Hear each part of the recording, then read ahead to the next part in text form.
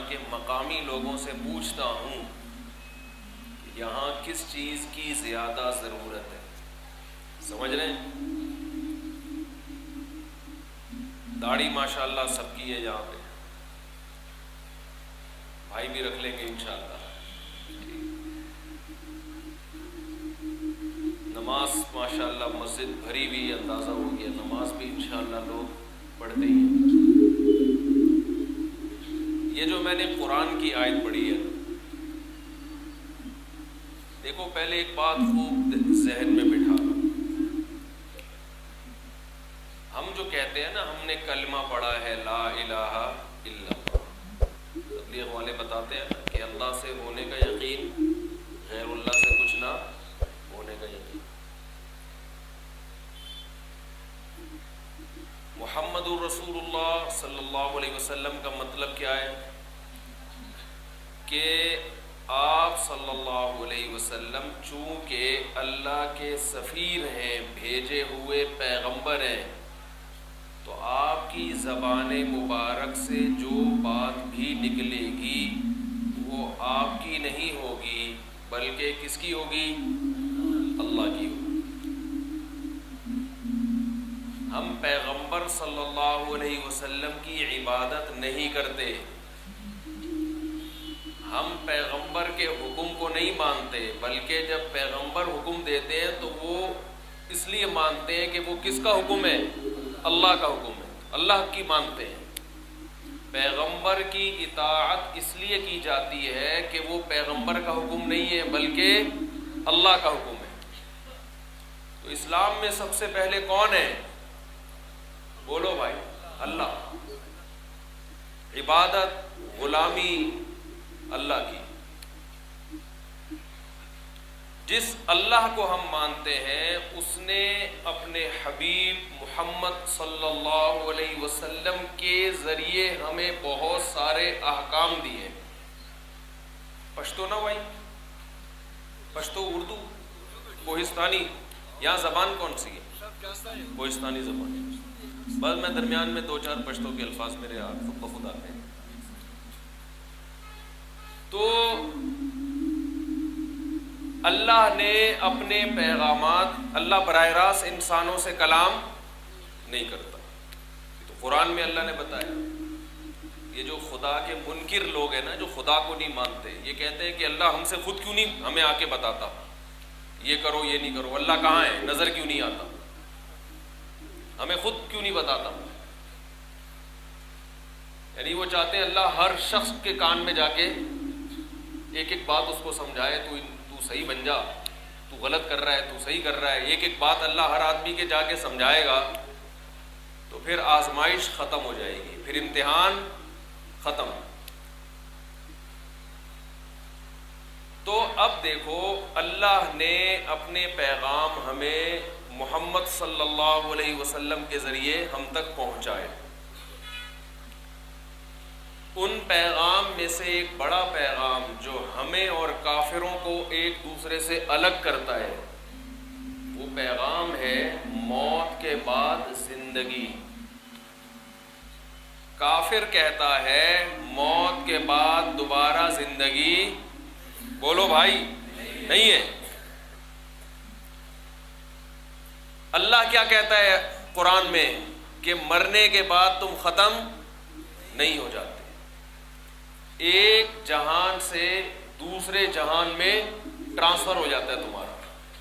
فوجیوں کے ٹرانسفر ہوتے ہیں نا, کبھی سبی میں, کبھی گلگت میں, کبھی کدھر. تو ہمارا بھی کیا ہوتا ہے؟ ٹرانسفر ہوتا ہے. اب چونکہ ہم مرنے کے بعد ختم نہیں ہوتے, ہماری روح باقی رہتی ہے. جسم ختم ہوتا ہے, روح ہماری باقی رہتی ہے.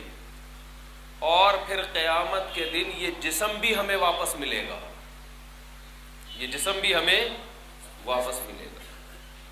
یہ جو ہم کہتے ہیں, کافر کہتا ہے کہ جسم تو ختم ہو جاتا ہے, اللہ فرماتے ہیں بلا قادرین علی ان نسوی بنانا, ہمیں اس پر بھی قدرت ہے کہ تمہیں دوبارہ زندہ کرے. اور یہ جو انگلیوں کے نشان ہے نا, جو نادرہ میں جب آپ لگاتے ہو تو ایک شکل بنتی ہے نا, یہ شکل دوبارہ بنے گی. ایسا اللہ جسم کو جوڑ کے دوبارہ بنا دے گا. تو موت کے بعد دوبارہ زندگی ہے. یہ زندگی امتحان کے لیے ہے. کھانے پینے کے لیے آپ کو بولنا پڑے گا بھائی. کھانے پینے کے لیے, مزے اڑانے کے لیے نہیں.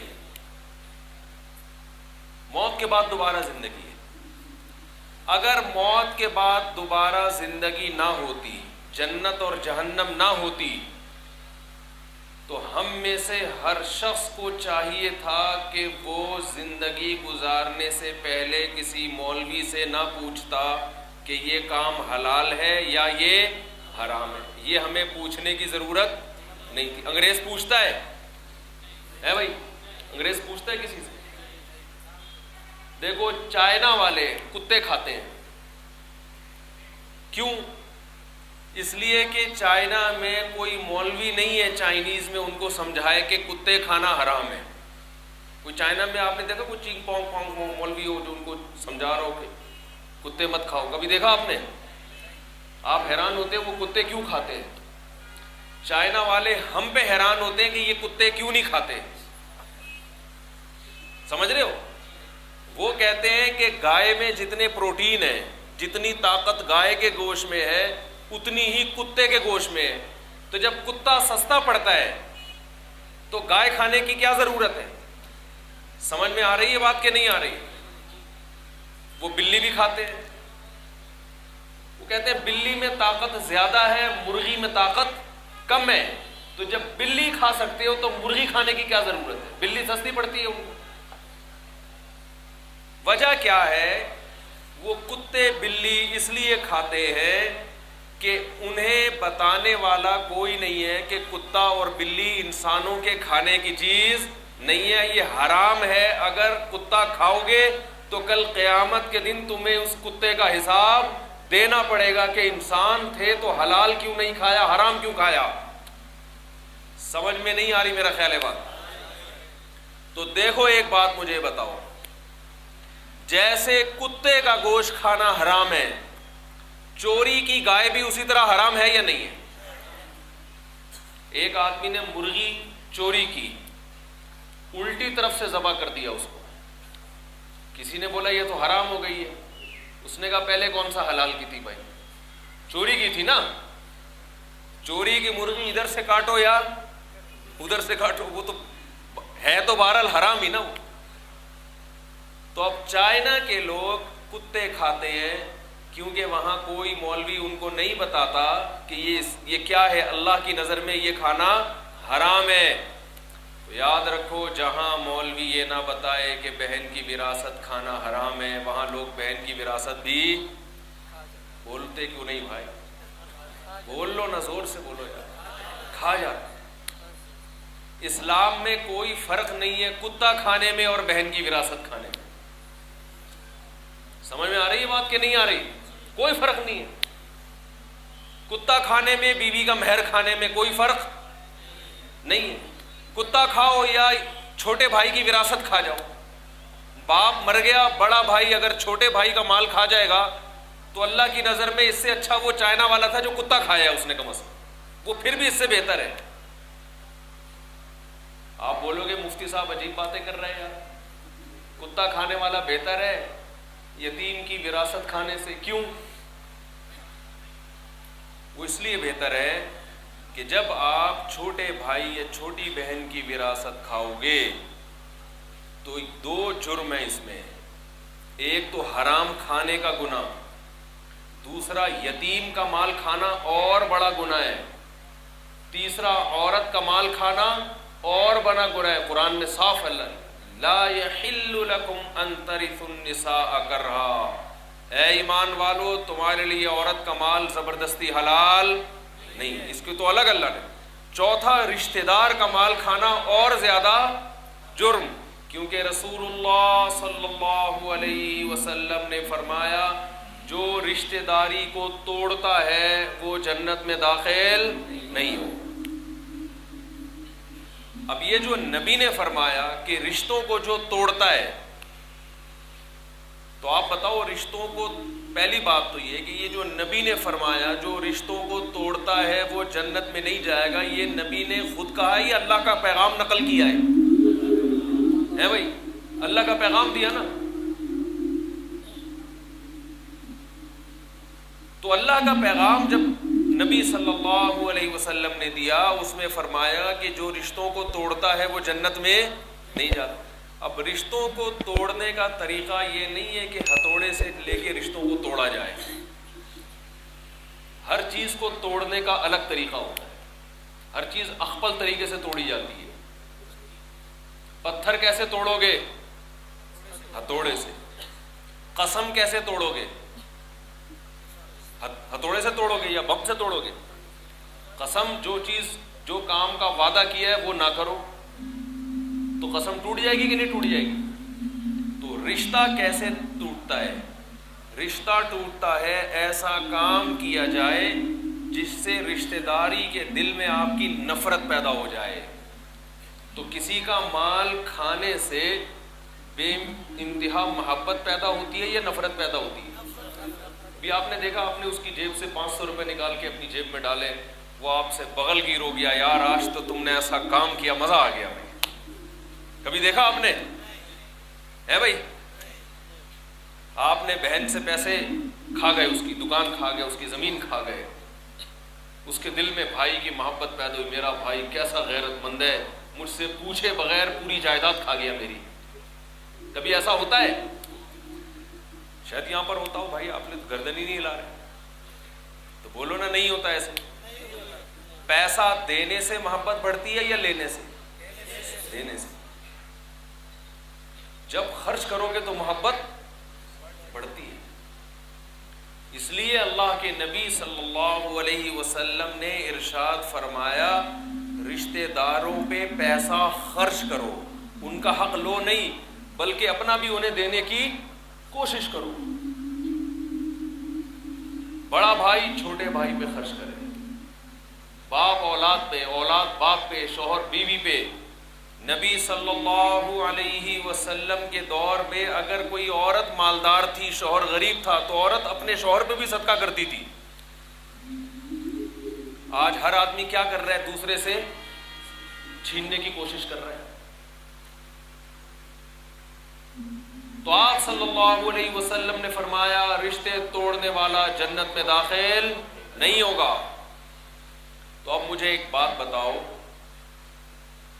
قرآن کے الفاظ دیکھو، وَيُطْعِمُونَ الطَّعَامَ عَلَى حُبِّهِ مِسْكِينًا وَيَتِيمًا وَأَسِيرًا إِنَّمَا نُطْعِمُكُمْ لِوَجْهِ اللَّهِ لَا نُرِيدُ مِنْكُمْ جَزَاءً وَلَا شُكُورًا.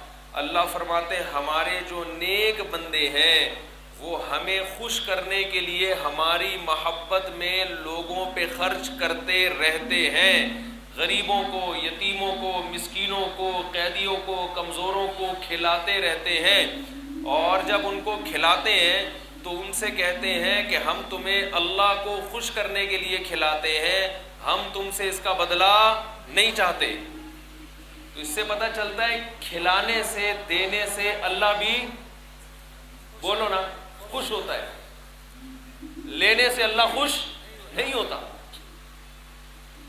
تو ایک چیز سے توبہ کرو، اگر ہم میں سے کسی نے کسی کا حق دبایا ہوا ہے، بہن کی وراثت ہے یا چھوٹے بھائی کی وراثت، بہت جگہوں پر بڑا بھائی کیا کرتا ہے، ساری زمین پہ قابض ہو جاتا ہے. چاچا بعض دفعہ ساری زمین پہ قابض ہو جاتا ہے اور اپنے بھتیجوں کو ان کا حق نہیں دیتا. اور جب بھتیجا بولتا ہے کہ میرا حق دو، میرے باپ کا کی وراثت تھی، جائیداد تھی دو، تو چاچا کیا بولتا ہے، یہ میرا احترام. بولتے کیوں نہیں بھائی؟ نہیں، یہ رشتہ داری کا خیال نہیں کرتا. تو رشتہ داری کا خیال وہ نہیں کر رہا جو حق دے نہیں رہا ہے، جو مانگ رہا ہے. اس کو تو شریعت نے حق دیا ہے مانگنے کا. دیکھو، آپ کسی شخص نے کسی سے پیسے لیے، زید نے بکر سے کیا لیے؟ پیسے لیے. اب بکر مانگنے آیا کہ بھائی تو نے میرے سے 1,00,000 روپے لیے تھے، واپس دے دے. اب زید کو غصہ آ رہا ہے، کیوں مانگ رہا ہے؟ میں تیرا دوست ہوں، تجھے خیال نہیں ہے؟ بکر غصہ کر رہا ہے، بھائی تو نے 1 مہینے کا وعدہ کیا تھا واپس کر. اب ایک تیسرا آدمی ان کے درمیان میں جا کے بکر کو سمجھائے کہ تو کیوں واپس مانگ رہا ہے، تجھے دوستی کا خیال نہیں ہے، تجھے اس کا خیال نہیں ہے. تو غلطی پر کون ہے، بکر یا زید؟ زید غلطی پر ہے. جس کا حق ہے اس کو تو اللہ نے حق دیا ہے مانگنے کا. تو اللہ نے بہن کو حق دیا ہے کہ بھائی سے اپنی وراثت مانگے. علماء کہتے ہیں دیکھو یہ شریعت کے بڑے مشکل احکام ہیں. لاکھوں روپے کسی کے حوالے کرنا، پوری زمینیں حوالے کرنا بہت مشکل کام ہے. لیکن قرآن کہتا ہے ان لوگوں کے لیے مشکل نہیں ہے جن کا آخرت پر ایمان ہے. اصل جو ہماری زمین ہے نا، اصل جو زمین ہے وہ 6 فٹ کی ہے، اس کو قبر کہتے ہیں. اور آپ خوش قسمت ہو، یہاں پوری ایک 6 فٹ کی زمین ایک اکیلے آدمی کو ملتی ہے. کراچی میں وہ بھی اکیلے آدمی کو نہیں ملتی. 10 آدمی ایک ایک قبر میں دفن ہو رہے ہیں. پوری 6 فٹ کی زمین بھی ایک آدمی کو نہیں مل رہی. اتنی آبادی گھس گئی ایک دوسرے میں، مردے آپس میں ایک قبر میں اکٹھے سو رہے ہیں. آپ اندازہ لگاؤ. تو جب انسان اس دنیا کو مسافر خانہ سمجھتا ہے، اسے پتہ ہے یہاں ہمیشہ رہنا نہیں ہے، تو اس کے لیے حق دینا آسان ہے حق مانگنے کی نسبت. ہمارے نبی صلی اللہ علیہ وسلم کے پاس صدقے کا کچھ اصل میں وہ اللہ کے بینک میں جمع ہو گیا. وہ باقی یہ تو جو ہم کھا رہے ہیں یہ کیا ہے، یہ تو ختم ہو جائے گا. باقی تو وہ ہے جو کہا دے دیا. اب دیکھو ہم اگر ہوتے، ہم گھر میں آتے، بیوی سے پوچھتے کھانے کو ہے، کہے گی ایک فقیر آیا تھا اس کو دے دیا. تو ہم دوستوں میں اپنا واقعہ سناتے، میری بیوی نے مجھے بولا کہ کھانے کو نہیں ہے، میں نے رکھ کے تھپڑ مارا. ایسے بولتے ہیں، 2 لگائے کھینچ کے. دیکھو ہم جب اللہ اس کے رسول کو مانتے ہیں تو بیوی بچوں کے حقوق میں بھی کس کو ماننا پڑے گا، ان کے ساتھ رویے میں کس کو ماننا پڑے گا؟ بولو نا بھائی، اللہ. اخپل رسومات نہیں چلیں. ہمارے نبی صلی اللہ علیہ وسلم کیسا سلوک کیا کرتے تھے اپنی زوجہ کے ساتھ. حضرت عائشہ رضی اللہ تعالی عنہا فرماتی ہیں کہ میں برتن میں جہاں سے منہ لگا کے پانی پیتی، آپ صلی اللہ علیہ وسلم اسی جگہ گلاس کو، پیالے کو گھما کے اسی جگہ ہونٹ رکھ کے پانی پیا کرتے تھے. آج بتاؤ کوئی ایسا ہے جو اپنی زوجہ سے، اپنی بیوی سے ایسی محبت کا اظہار کرے؟ آج تو تکبر ہے، ہاتھ نہیں ملاتے اس کو، تکبر. آپ صلی اللہ علیہ وسلم کی باری تھی حضرت عائشہ کے گھر میں. حضرت زینب نے کوئی کھانا حلوہ بنا کے بھیجا. امی عائشہ رضی اللہ تعالیٰ عنہ نے جب وہ برتن دیکھا نا تو غصہ آیا. غصہ اس بات پر آیا کہ میری باری ہے، اس میں سوکن مداخلت کیوں کر رہی ہے؟ سوکن سمجھتے ہیں نا، دوسری زوجہ. پتہ نہیں یہاں پر ہوتی ہے نہیں ہوتی، اللہ ہی جانے. ہے یہاں لوگوں کی 2 3 ہیں، اس لیے اتنے افسردہ بیٹھے ہوئے. اچھا صحیح. تو آپ صلی اللہ علیہ وسلم کے ہاتھ سے امی عائشہ نے وہ برتن لیا اور اٹھا کے زمین پہ مار کے توڑ دیا. آج کسی کی بیوی یہ حرکت کرے تو ڈنڈا لے کے مارے گا نہیں مارے گا اس کو پکڑ کے؟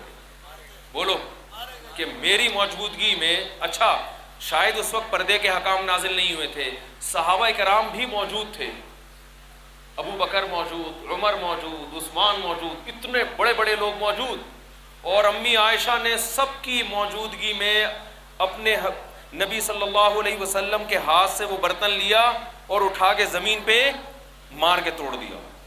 تو آپ بتاؤ ہمارے ہاں جو اس کو غیرت سمجھا جاتا ہے وہ غیرت کیا ہے؟ کہ میری بیوی نے میرے ہاتھ سے برتن لے کے توڑا کیوں اس کو؟ یہ میری توہین ہے کہ نہیں ہے؟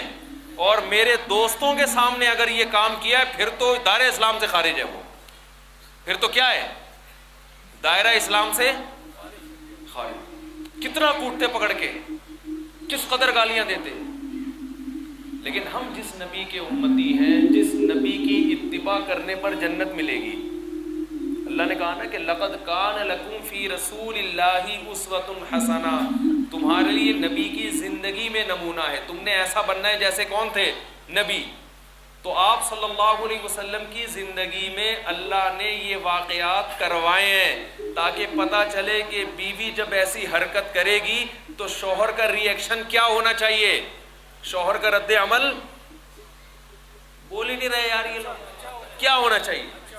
تو کیسا ہونا چاہیے؟ نبی کا ایسا تھا کہ آپ صلی اللہ علیہ وسلم کو ذرا بھی غصہ نہیں آیا، بلکہ آپ نے صحابہ سے فرمایا غارت امکم، تمہاری ماں کو غیرت آ گئی ہے، تعریف کی ہے، غیرت ہے کہ شوہر کی محبت میں اس نے یہ کام کیا ہے کہ بھائی شوہر سے محبت ہوتی ہے تو پھر برداشت نہیں کرتی نا، یہ سوگن کیوں حلوے بنا کے بھیج رہی ہے بھائی، ہے بھائی باری میری ہے اور حلوے کون کھلا رہی ہے؟ اللہ نے محمد صلی اللہ علیہ وسلم سے زیادہ عزت والا کسی کو پیدا نہیں کیا، لیکن آپ صلی اللہ علیہ وسلم اس عمل بیوی کی طرف سے اس رد عمل میں اپنی بے عزتی محسوس نہیں کر رہے، ذرا بھی نہیں، اور نیچے جھک کے نیچے بیٹھ کر اس برتن کو اپنے ہاتھوں سے جمع کر رہے ہیں اور انصاف سے بھی کام لے رہے ہیں، کیونکہ برتن حضرت زینب کا تھا، اس لیے آپ صلی اللہ علیہ وسلم نے امی عائشہ سے فرمایا برتن کی قیمت زینب کو ادا کر دو، بھائی اس کی قیمت تو دینی پڑے گی۔ بتاؤ آج اخلاق ہے؟ سارا دن عورت کام کرتی ہے، کھیتوں میں بھی وزن بھی اٹھا رہی ہے، گندم بھی وہی لگا رہی ہے، گائے سے دودھ بھی وہی نکال رہی ہے، پھر وہ شوہر کی جھاڑ بھی سنے، پھر وہ شوہر سے مار بھی کھائے، پھر وہ بھائیوں سے وراثت بھی نہ کھائے، تو دنیا میں کوئی کیس نہیں ہوگا، لیکن جس خدا نے پیدا کیا ہے وہ دیکھ رہا ہے، وہ آخرت میں انتقام لے گا۔ قرآن میں کتنی جگہ اللہ نے حکم دیا، کتنی جگہ حکم دیا، عاشروہن بالمعروف، فرمایا اچھے طریقے سے پیش آؤ۔ تو غیر مسلم کے ہاں یہ حقوق بولو بھائی نہیں ہوتے، ان کے ہاں تو حکومت قانون پہ عمل کراتی ہے، حکومت، وہاں اگر حکومت کے قانون کی گرفت ڈھیلی ہو جائے تو لوگ ایک دوسرے کو نوچ نوچ کے کھانا شروع کر دیں، وہاں تو حکومت قانون سخت ہے بہت زیادہ۔ ہم اگر کسی کا حق ادا کرتے ہیں تو کس کے حکم پہ؟ اللہ کے حکم پہ ادا کرتے ہیں۔ تو قرآن کیا کہہ رہا ہے؟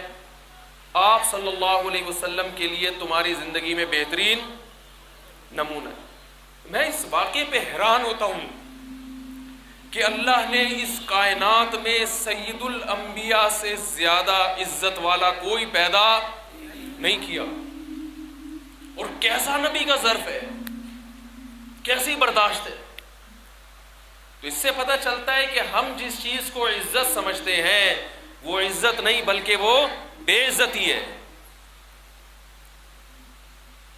منافقوں نے کہا تھا نا، مشہور منافق عبداللہ ابن ابی، اس نے یہ دعویٰ کیا تھا کہ میں جب مدینہ جاؤں گا تو یہ جو صحابہ کرام تھے نا، مسکین غریب صحابہ، اس کو اس نے کہا تھا یہ عزت دار لوگ نہیں ہیں، پیسے نہیں ہیں ان کے پاس، کیونکہ منافق یہ سمجھتا تھا کہ جو دولت مند ہے وہ عزت دار ہے، جو غریب ہے وہ عزت دار نہیں۔ عبداللہ بن ابی منافق کے پاس بڑا پیسہ تھا، اور آپ صلی اللہ علیہ وسلم کے ارد گرد جو صحابہ بیٹھتے تھے بہت سے، کچھ تو مالدار تھے، زیادہ تر بے انتہا مسکین۔ عبداللہ بن مسعود بے انتہا مسکین، حضرت ابو ہریرہ بے انتہا مسکین، حضرت بلال بے انتہا مسکین، اتنے مسکین کہ جب صفہ میں یہ لوگ علم حاصل کرنے کے لیے بیٹھتے تو صفہ میں یہ لوگ ایک دوسرے کی طرف پشت کر کے بیٹھتے تھے، کیونکہ ان کے پاس سطر چھپانے کے لیے لباس نہیں تھا، اتنے مسکین۔ ایسے مسکینوں کے بارے میں اچھا ایک بات خوب سمجھ لو، حضرت معاویہ رضی اللہ تعالی عنہ بھی بے انتہا مسکین تھے، حدیث سے ثابت ہے۔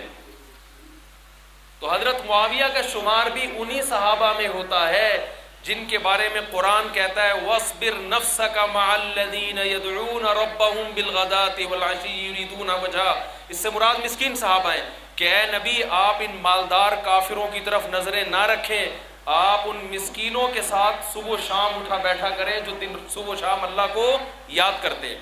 حضرت ابو سفیان اور حضرت معاویہ کہ جو ہے نا ہم پر دو بڑے حق ہیں. آج روافض بہت اعتراض کرتے ہیں حضرت معاویہ اور ابو سفیان رضی اللہ عنہ پر. ہمارے نبی صلی اللہ علیہ وسلم نے فرمایا, ابو داؤد کی حدیث ہے, ان احق الذی اکرم بہ الرجل ابنتہ او اختہ. آپ صلی اللہ علیہ وسلم نے فرمایا سب سے زیادہ قابل احترام وہ شخص ہے جس کی بہن یا بیٹی تمہارے نکاح میں ہے. اگر کسی کی بہن یا بیٹی میرے نکاح میں ہو تو وہ شخص میرے لیے قابل احترام. تو آپ بتاؤ جس کی بہن بھی اور جس کی بیٹی محمد صلی اللہ علیہ وسلم کے نکاح میں ہو وہ اس حدیث کی روشنی میں کس قدر قابل احترام ہوگا. حضرت ابو سفیان کی بیٹی نبی کے نکاح میں اور حضرت معاویہ کی بہن نبی کے نکاح میں. تو آپ صلی اللہ علیہ وسلم کے نکاح میں جس کی بیٹی ہو یا جس کی بہن ہو تو وہ کس قدر ہم لوگ کے لیے قابل عزت اور قابل احترام ہوگا. تو قرآن میں جلدی جلدی میں شرطیں بیان کر کے بیان کو ختم کرتا ہوں. قرآن نے پہلی شرط لگائی ومن اراد الآخرہ. پہلی شرط کیا ہے؟ آخرت کا ہے. نیت کیا ہونی چاہیے بھائی؟ اللہ. نمبر 2 وسعا, کوشش بھی کرے, خالی بیٹھا نہ رہے, نیت کرے. کباب کھا رہا ہے, پراٹھے کھا رہا ہے, نیت ہے بھائی حج پہ جانے کی, تو جا بھائی, اب تو درخواستیں جمع کرا, کچھ کر, نیت کی ہوئی ہے میں نے, حج کا ثواب نہیں ملے گا. وسعا, کوشش بھی کرے. آگے قرآن کہتا ہے وسعا لہا سعیہا, کوشش بھی آخرت والی کوشش ہو, اخپل طریقے سے کوشش, بدعت نہیں چلے گی. سمجھتے نہیں ہو میرا. ایک ابھی آپ ہم سب نے عصر کی نماز پڑھی نا, کتنی رکعتیں پڑھی ہیں؟ اگر امام صاحب 5ویں رکعت بھی پڑھاتے ہیں بھائی, تو 5ویں رکعت پڑھانے سے کیا ہوتا؟ ایک رکوع زیادہ, 2 سجدے زیادہ. تو آپ پیچھے سے امام کو سبحان اللہ کہنا شروع کرتے کہ نہیں کرتے؟ سبحان اللہ. امام بولتے کہتے امام صاحب, آپ بولتے امام صاحب 5 رکعتیں پڑھائی ہیں, تو امام صاحب کیا ہو گیا؟ تو 1 رکعت کا اضافہ ہی کیا ہے نا, کمی تھوڑی کی ہے میں نے. رکوع بھی زیادہ کر لیا. رکوع کوئی برا کام ہے؟ رکوع میں کیا میں نے کسی کو برا بلا کہا ہے؟ میں نے سبحان ربی العظیم, اللہ کی حمد و ثنا بیان کی ہے. سجدے میں میں نے سبحان ربی الاعلی, اللہ کی تعریفیں کی ہیں. تمہیں اللہ کی تعریفیں پسند نہیں ہیں؟ بولتے کیوں نہیں؟ یہ دلیل صحیح ہوگی امام صاحب کی؟ آپ ہو سکتا ہے بولو امام صاحب نماز لمبی ہو گئی, وہ کہیں گے چلو آج ہو گئی, کل سے 4 ہی پڑھاؤں گا. آپ کہو گے یہ والی دوبارہ پڑھاؤ, یہ والی. اب امام صاحب کہیں ابھی تو 5 1 رکعت لمبی لگ رہی تھی, اب 4 الگ سے پڑھاؤ, یہ تو بہت لمبی ہو جائے گی. تو امام صاحب کی دلیلیں صحیح ہوں گی؟ کیوں بھائی؟ اللہ کا ذکر کرنا ہے, رکوع بھی کرنا ہے, سجدہ بھی کرنا ہے, مگر اخپل طریقہ نہیں چلے. اس میں وہ طریقہ چلے گا جو محمد صلی اللہ علیہ وسلم نے بتایا ہے. اخپل طریقے سے زیادہ اچھا کام بھی کرو گے اللہ نہیں مانتا. اس کو بہت مشکل ہے بات سمجھانا, بہت مشکل. جی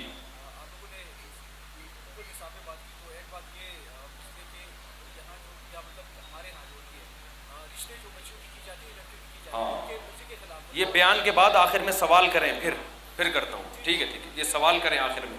بیان کے بعد آپ کو سوال کا موقع دوں گا میں, تاکہ یہ موضوع مکمل ہو جائے جلدی. تو اب مجھے بتاؤ, بدعت کا اسلام میں کوئی حصہ بنتا ہے؟ نہیں بنتا. جب کوئی عمل ہو پہلے پوچھو بھئی یہ پیغمبر صلی اللہ علیہ وسلم نے کیا ہے کہ نہیں, صحابہ نے کی. اچھا, کچھ لوگ پیغمبر سے حدیث پیش کرتے ہیں, صحابہ کا عمل اس کے خلاف ہوتا ہے, تو ہم صحابہ کے عمل کو لیں گے کیونکہ صحابہ پیغمبر کو ہم سے زیادہ سمجھتے ہیں. ہمارے اہل حدیث بھائی کیا کہتے ہیں؟ نبی نے ایک حکم دیا 3 طلاقیں ایک ہوتی ہیں, لیکن ہم صحابہ کو دیکھتے ہیں, جتنے صحابہ ہیں 3 کو کتنا مانتے تھے؟ 3. اس سے پتہ چلتا ہے کہ نبی نے 3 کو 1 نہیں کہا. آپ جو حدیث کا مفہوم بیان کر رہے ہو اخپل طریقے سے بیان کر رہے ہو, یہ صحابہ کا بیان کردہ نہیں ہے. سمجھتے نہیں ہو بات کو. آج 3 طلاقیں دے کے فوراً اہل حدیث سے فتویٰ لے آتا ہے. اہل حدیث کے فتوے سے بیوی حلال نہیں ہوگی. ایک دن میرے ایک اہل حدیث عالم سے بات ہوئی, ایک آدمی نے 3 طلاقیں دی, میں نے فتویٰ دیا 3 واقع ہو گئی ہیں. وہ اہل حدیث کے پاس چلا گیا, انہوں نے دے دیا کہ 1 ہوئی ہے. ایک طلاق. دیکھو مجھے ایک بات ریکارڈ کر رہے ہیں یہ ہیں؟ ہاں یہ ریکارڈ کرو لازمی, یہ سوال لازمی ریکارڈ کرو. دیکھو مجھے ایک بات بتاؤ, ہمارا ایک طالب علم تھا کے پی کے کا تھا, کیا ہیں بہت سارے. میں نے اسے ایک دن بتایا, وہ کسی گاؤں کا تھا, میں نے اسے بتایا یہ کام ناجائز ہے. اس نے کہا ہمارے علاقے کا رسم ہے, ہم نہیں چھوڑ سکتے. استاد جی ہمارے علاقے کا رسم ہے, ہم اس کو نہیں چھوڑ سکتے. میں نے کہا جنت میں جانے کا شوق ہے؟ اس نے کہا ہاں ہے. میں نے کہا اگر جنت میں اللہ یہ کہے جن کے علاقے کا یہ رسم تھا وہ اس پر عمل کر سکتے ہیں, جن کا یہ رسم نہیں تھا تو وہ عمل نہ کرے, اللہ آپ کا یہ عذر قیامت میں قبول کر لے. ایک چیز شریعت کے خلاف ہے لیکن وہ آپ کے علاقے کی رسم ہے. اب اگر اللہ کے سامنے آپ جب اللہ آپ سے پوچھے گا کہ میں نے جو عمل بتایا تھا وہ تو یہ بتایا تھا اللہ اس کے رسول کی اطاعت, تو تم نے تو اس معاملے میں رسول کی اطاعت نہیں کی, تم نے تو اپنی قوم کی اطاعت کی ہے, رسم کی اطاعت کی ہے, تو اللہ یہ عذر مانے گا قیامت کے دن؟ اللہ بولے گا میں نے جنت جو رکھی ہے کسی خاص قوم کے لیے نہیں رکھی. اگر قوم کے لیے ہوتی تو سب سے پہلے ہمارے نبی صلی اللہ علیہ وسلم کی قوم کے لیے ہوتی. ابو لہب ابو جہل سب سے پہلے جنت میں جاتا کیونکہ عربی بھی. دیکھو مجھے ایک بات ریکارڈ کر رہے ہیں یہ ہیں؟ ہاں یہ ریکارڈ کرو لازمی, یہ سوال لازمی ریکارڈ کرو. دیکھو مجھے ایک بات بتاؤ, ہمارا ایک طالب علم تھا کے پی کے کا تھا, کیا ہیں بہت سارے. میں نے اسے ایک دن بتایا, وہ کسی گاؤں کا تھا, میں نے اسے بتایا یہ کام ناجائز ہے. اس نے کہا ہمارے علاقے کا رسم ہے, ہم نہیں چھوڑ سکتے. استاد جی ہمارے علاقے کا رسم ہے, ہم اس کو نہیں چھوڑ سکتے. میں نے کہا جنت میں جانے کا شوق ہے؟ اس نے کہا ہاں ہے. میں نے کہا اگر جنت میں اللہ یہ کہے جن کے علاقے کا یہ رسم تھا وہ اس پر عمل کر سکتے ہیں, جن کا یہ رسم نہیں تھا تو وہ عمل نہ کرے, اللہ آپ کا یہ عذر قیامت میں قبول کر لے. ایک چیز شریعت کے خلاف ہے لیکن وہ آپ کے علاقے کی رسم ہے. اب اگر اللہ کے سامنے جب اللہ آپ سے پوچھے گا کہ میں نے جو عمل بتایا تھا وہ تو یہ بتایا تھا اللہ اس کے رسول کی اطاعت, تو تم نے تو اس معاملے میں رسول کی اطاعت نہیں کی, تم نے تو اپنی قوم کی اطاعت کی ہے, رسم کی اطاعت کی ہے, تو اللہ یہ عذر مانے گا قیامت کے دن؟ اللہ بولے گا میں نے جنت جو رکھی ہے کسی خاص قوم کے لیے نہیں رکھی. اگر قوم کے لیے ہوتی تو سب سے پہلے ہمارے نبی صلی اللہ علیہ وسلم کی قوم کے لیے ہوتی. ابو لہب ابو جہل سب سے پہلے جنت میں جاتا کیونکہ عربی بھی تھا, قریشی بھی تھا, ہاشمی بھی تھا. کیا خیال ہے بھائی؟ وہ کہتا میں بت پرستی اس لیے کرتا ہوں کہ ہماری اپنی رسم ہے. تو مانا نبی نے کہا رسم کو چھوڑنا پڑے گا, کس کو فالو کرنا ہے؟ اللہ اس کے رسول. تو اسی طرح بھائی اگر آپ کی رسم ہے کہ بچی سے شادی کے وقت پوچھا نہیں جاتا, اس کی مرضی کا خیال نہیں کیا جاتا, مجھے نہیں پتا رسم ہے یا نہیں, لیکن اگر یہ رسم ہے تو یہ رسم شریعت کے, بولو نا بھائی, خلاف. نبی صلی اللہ علیہ وسلم کی صحیح حدیث ہے, آپ کے سامنے ایک کیس آیا, ایک لڑکی نوعمر بچی, وہ کسی غریب صحابی سے شادی کرنا چاہتی تھی, بالکل نوعمر. اس بچی کے والد کا انتقال ہو گیا, چچا ان کا ولی تھا. چچا باپ نہیں ہوتا تو چچا کے کفالت میں ہوتی ہے نا. تو وہ کہا, اور چچا نے شادی کرا دی لڑکی کی حضرت مغیرہ ابن شعبہ سے. وہ مالدار تھے, مالدار بھی سردار بھی, لیکن بچی کہاں شادی کرنا چاہتی تھی؟ غریب صحابی سے. تو جب نبی کو علم ہوا آپ نے اس رشتے کو توڑوایا ہے. حضرت مغیرہ ابن شعبہ کہتے ہیں کہ میں یہ سمجھ رہا تھا کہ یہ میرے نکاح میں داخل ہو چکی ہے, لیکن آپ صلی اللہ علیہ وسلم نے اس نکاح کو کیا کروایا؟ ختم کروا کے وہاں شادی کرائی ہے جہاں وہ بچی نکاح کرنا چاہتی تھی. اب ہمیں سمجھ میں آئے نہ آئے, ہماری غیرت کے خلاف ہو سکتا ہے, یہ میری غیرت کے خلاف ہو سکتا ہے, لیکن بھائی جب جنت اللہ نے بنائی ہے, میرے باپ دادا نے, بولو, نہیں بنائی. اگر میرے باپ دادا نے بنائی ہوتی تو میرے باپ دادا بولتے تم نے ہماری رسومات کو ختم کر دیا, جاؤ اس جنت سے. جنت تو اللہ نے بنائی ہے بھائی, شیطان کو میرے باپ دادا نے جنت سے نکالا تھا یا کمراٹ والوں نے نکالا تھا؟ بولتے کیوں نہیں بھائی؟ اللہ نے نکالا نا, اللہ کی مرضی جس کو نکالے حضرت آدم علیہ السلام کو جنت سے کس نے اتارا؟ اللہ نے. اب داخل بھی کون کرے گا؟ تو جس اللہ نے جنت بنائی ہے وہ اللہ میرے والد کیا کرتے تھے، میرے دادا کیا کرتے تھے، میرے نانا کیا کرتے تھے، وہ یہ نہیں دیکھے گا. وہ کہے گا میں نے کیا حکم دیا ہے. تو نکاح کے بارے میں بھی اللہ اس کے رسول نے حکم دیا ہے. اور آپ صلی اللہ علیہ وسلم کی صحیح حدیث ہے لن ترى للمتحابین مثل النکاح. اس موقع پہ نبی نے فرمایا، جب دیکھا نا وہ لڑکی غریب سے نکاح کرنا چاہتی ہے، تو مالدار تو لوگ تو اپنی بیٹیوں کی شادی غریب سے نہیں کرتے، وہ تو مالدار سے کرتے ہیں، ان کے مفاد ہوتے ہیں اس میں بعض دفعہ. تو آپ صلی اللہ علیہ وسلم نے اس کا نکاح کہاں کروایا؟ غریب سے. اور اس موقع پہ آپ نے فرمایا دو محبت کرنے والوں میں نکاح سے بہتر کوئی رشتہ. یہ جہاں چاہتی ہے وہاں نکاح کامیاب ہوگا. سمجھ میں آ رہی ہے بات کہ نہیں آ رہی؟ تو بھائی اگر جنت میں جانا چاہتے ہو تو اخپل رسومات نہیں چلیں. سمجھتے ہو؟ ہاں اگر آپ سمجھتے ہو کمراٹ والوں کی جنت الگ ہے، پشاور والوں کی جنت الگ ہے، وہاں پشاور کے حساب سے، کراچی والوں کی جنت الگ ہے، وہاں کراچی کے حساب سے لوگ جائیں گے، تو پھر کراچی والے کراچی کے حساب سے عمل شریعت پہ عمل کریں، لاہور والے لاہور کے حساب سے عمل کریں، اور پشاور والے پشاور کے. جنت میں ایک اصول اللہ نے بنا دیا اور بتایا تم سب آدم اور حوا کی اولاد ہو. اللہ کی نظر میں کمراٹ، پشاور، مردان، سوات اور کراچی اور لاہور کا کوئی فرق نہیں ہے. اللہ نے ایک اصول بیان کر دیا، جو نبی کے طریقے کو پر چلے گا وہ جائے گا، جو نہیں چلے گا وہ سزا کھائے گا. اللہ عمل کی توفیق عطا فرمائے. جلدی سے سوال. یہاں بیویوں کے حقوق بھی ادا نہیں کی جاتی جس کی دو بیویاں ہوں. جس کی دو بیویاں ہوں بھائی ان میں برابری ضروری ہے، ایک رات ادھر دوسری رات ادھر. آپ صلی اللہ علیہ وسلم نے فرمایا جس کی دو بیویاں تھیں اس نے برابری نہیں کی تو قیامت کے دن اس حال میں آئے گا کہ اس کا آدھا دھڑ فالج زدہ ہوگا. سمجھ رہے ہو؟ تو برابری ضروری ہے. ایسا نہیں ایک سے اتنی محبت ہے ساری دولت اس کو دے رہا ہے، دوسرے کو لٹکا کے چھوڑا ہوا ہے، تو یہ حرام ہے. اگر کوئی عدل نہیں کرتا اس کے لیے دوسری شادی حرام ہے. شادیاں کرو 4 سے کم، پھر بریک نہ لگاؤ. بچے بھی پیدا کرو، جتنی اولاد ہوگی اتنے رزق کے دروازے انشاءاللہ کھلیں گے. اولاد دینے جب بچہ پیدا ہوتا ہے ماں کی چھاتیوں میں اللہ دودھ پیدا کر دیتا ہے، بتاتا ہے کہ اس کا رزق کس کے ذمہ ہے؟ میرے ذمہ. بچے بھی اسپیڈ سے پیدا کرو، شادیاں بھی اسپیڈ سے کرو، مگر حقوق بھی ادا کرو میرے بھائی. ادا کرنے پہ فوکس کی بھی ہو، حقوق ادا نہیں ہو رہے ہو تو حقوق بھی تو ادا کرنے ہیں نا. سمجھتے ہو؟ ہاں تو شادیاں بھی کرو، شادی سے نہیں رکنا ہے. یہ تو زنا پھیلتا ہے، جس معاشرے میں شادی نہیں ہے اس معاشرے میں زنا ہے. کم عمری میں نکاح کرو، جب بالغ ہو جائے فوراً نکاح کرو، لیکن حقوق ادا کرو. اور وہ جو بیوی کے حقوق آپ صلی اللہ علیہ وسلم نے بتائے وہ والے حقوق اخپل نہیں ہیں. سمجھ رہے ہیں؟